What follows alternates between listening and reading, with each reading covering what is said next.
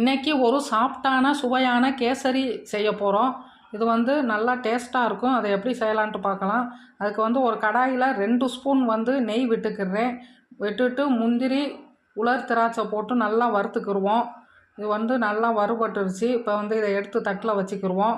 அடுத்து வந்து 1 cup 200 gram கப்புக்கு 1 கப் ரவை எடுத்திருக்கேன். அதை வந்து நல்லா வறுத்துக்கிடுவோம். 3 கப்பு வந்து இதுக்கு தண்ணி விட்டு நல்லா கொதிக்க வச்சு எடுத்துக்கிடுவோம். இது நல்லா கொதிக்கட்டும். ரவை வந்து நல்லா சிம்லையே வச்சு ஒரு 5 நிமிஷம் வறுத்துக்கிறணும். அப்போ தான் வந்து கேசரி நல்லா டேஸ்ட்டாக இருக்கும். இப்போ வந்து இதில் வந்து நம்ம கொதிக்கிற தண்ணியை விட்டு நல்லா கலந்து விடணும். இப்போ வந்து நல்லா கலந்து ரவை வந்து நல்லா வேகணும். அந்த அளவுக்கு சிம்லையே வச்சு நல்லா கலந்து விட்டுட்டே இருக்கணும். இப்போ கூட வந்து ஒரு 2 ஸ்பூன் நெய் விட்டுக்கணும். நெய் விட்டுட்டு அதையும் நல்லா கலந்து விட்டுக்கணும். கேசரி சாஃப்டாக இருக்கிறதுக்கு 2 ஸ்பூன் வந்து ரீபைண்ட் ஆயில் விட்டுக்கிடுவோம். அதையும் விட்டுட்டு இப்போ வந்து ரவை நல்லா வெந்த பிறகு சுகர் வந்து அதே கப்புக்கு 1 கப் அளவு எடுத்திருக்கேன். அதையும் விட்டுட்டு கேசரி கலர் பொடி கொஞ்சம் தண்ணியை விட்டு கரைச்சி அதையும் விட்டுக்கிடுவோம்.